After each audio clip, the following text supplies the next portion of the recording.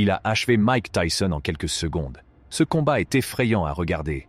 Imaginez que vous affrontiez l'inarrêtable Iron Mike Tyson au sommet de sa carrière dans les années 1980.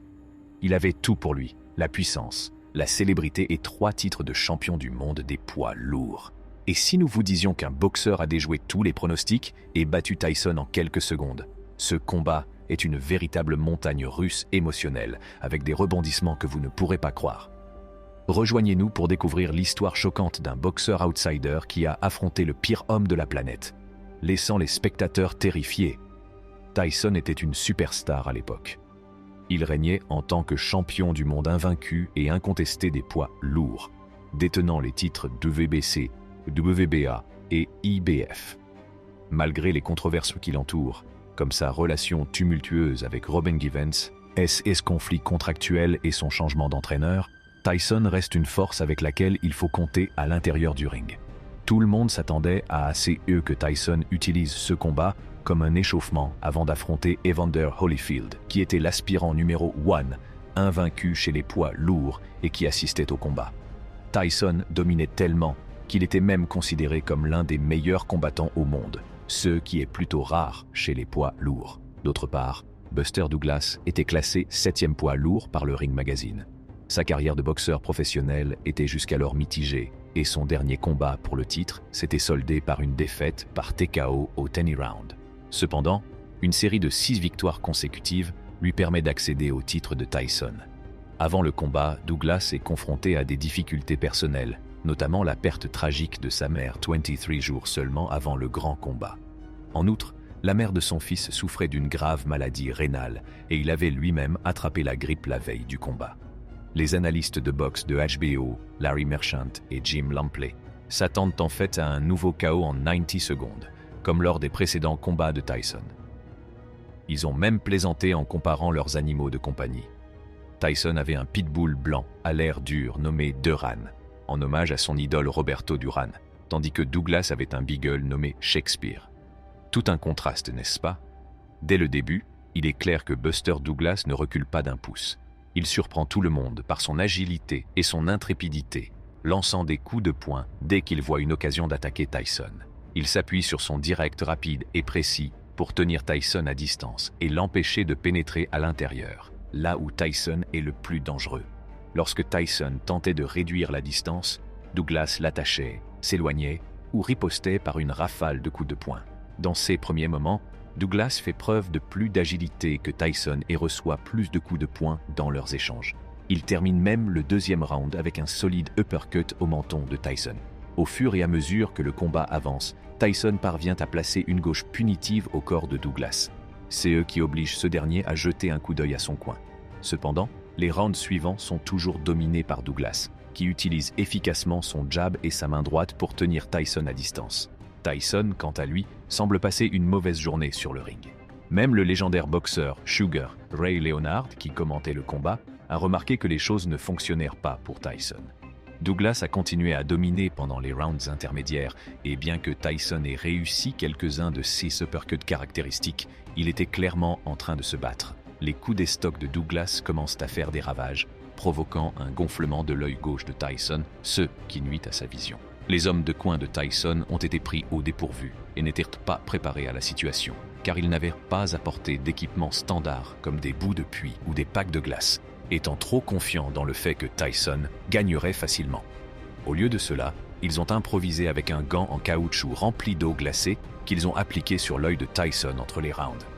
À un moment donné, pendant le traitement, une chaîne du badge d'identification d'un homme de coin blesse accidentellement l'œil blessé de Tyson, ajoutant à la confusion et à la panique dans le coin. Malgré les difficultés de Tyson et son incapacité à exécuter efficacement son plan de jeu, son coin continue de lui donner les mêmes conseils entre les rounds. Bouger la tête, utiliser le jab et délivrer une main droite. Au 8e round, où Douglas domine jusqu'aux dernières secondes, Larry Merchant de HBO observe que Douglas pose à Tyson des questions auxquelles il n'a jamais été confronté dans sa carrière. Le combat devient intense et il semble que Tyson doive revenir en force dans les derniers rounds pour renverser la situation.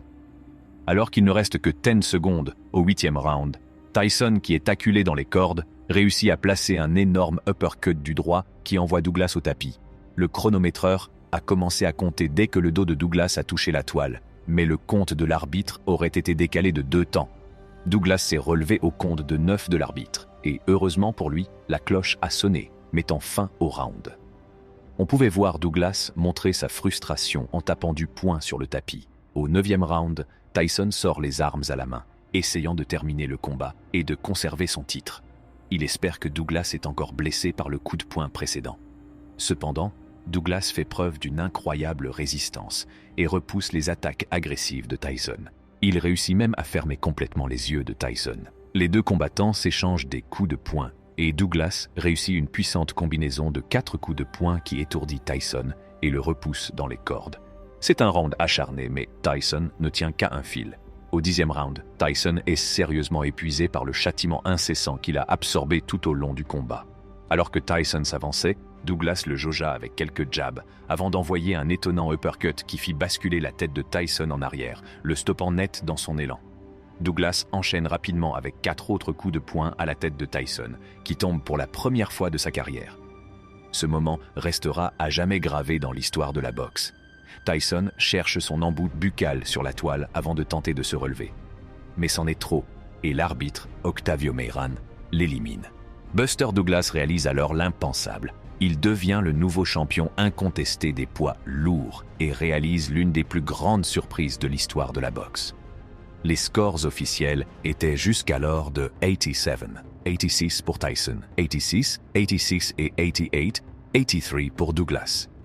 Larry Merchant, l'un des analystes de boxe de HBO, avait son propre point de vue sur CE qui avait conduit à la défaite choquante de Tyson par KO. Selon lui, le facteur clé était l'absence de Kevin Rooney dans le coin de Tyson.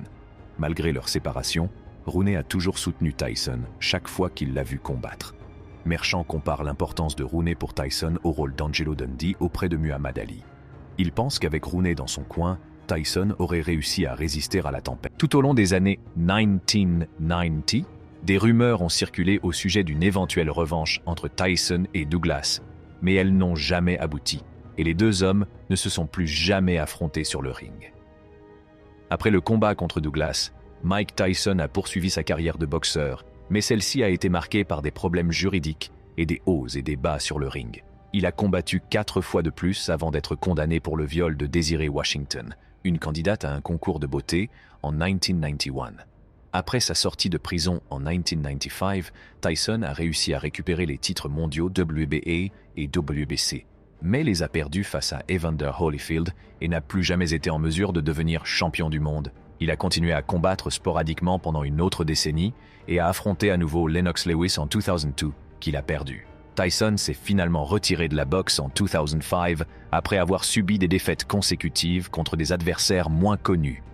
Buster Douglas, quant à lui, est devenu une figure légendaire de l'histoire du sport, connu pour avoir défié les pronostics et réussi l'une des plus grandes surprises de l'histoire.